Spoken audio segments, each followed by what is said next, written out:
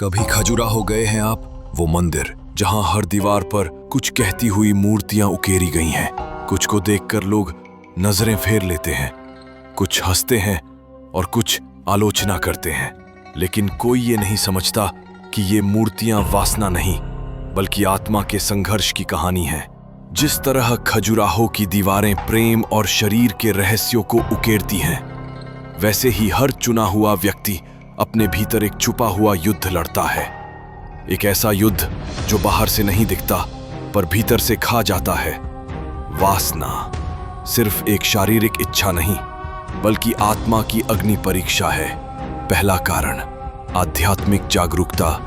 बड़ा प्रलोभन जैसे खजुराहो की हर मूर्ति छुपे हुए भाव को दिखाती है, वैसे ही जो लोग आध्यात्मिक रूप से जागरूक होते हैं वो न केवल ईश्वर को महसूस करते हैं बल्कि शत्रु की चालें भी जल्दी पहचान लेते हैं। और जब आप ज्यादा महसूस करते हैं तो आप पर वार भी ज्यादा गहरे होते हैं। दूसरा कारण, अकेलापन और चुपचाप। संघर्ष चुने हुए लोग अक्सर अकेले चलते हैं, जैसे खजुराहो के मंदिर जंगलों के बीच खामोश खड़े हैं। इसी तन्हाई में वासना एक चुपचाप दाखिल होने वाला दुश्मन बन जाती है।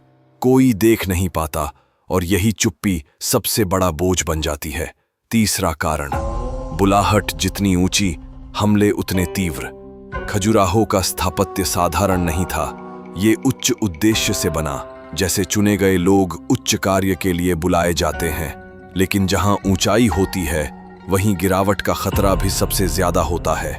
वासना उस बुलाहट को भटकाने की सबसे पुरानी चाल है। चौथा कारण, टूटे दिलों से खुलते हैं रास्ते। मंदिर की कुछ मूर्तियां आज भी अधूरी हैं, कहीं कुछ टूट गया, कहीं समय ने मिटा दिया। वैसे ही इंसानों में भी पुराने जख्म, अस्वीकृति, अकेलापन और टूटी यादें वासना को न्योता बन जाती हैं और वो एक झूठा सहारा दे जाती है। पांचवा कारण, आत्मा मजबूत, शरीर कमजोर।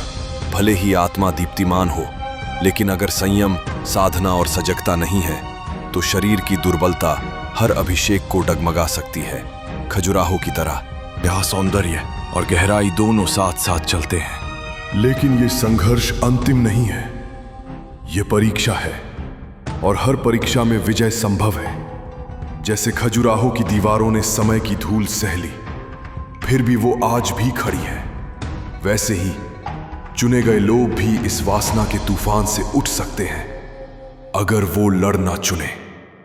वासना तुम्हें तोड़ सकती है, लेकिन अगर तुम जागरूक हो तो यही तुम्हें पना भी सकती है।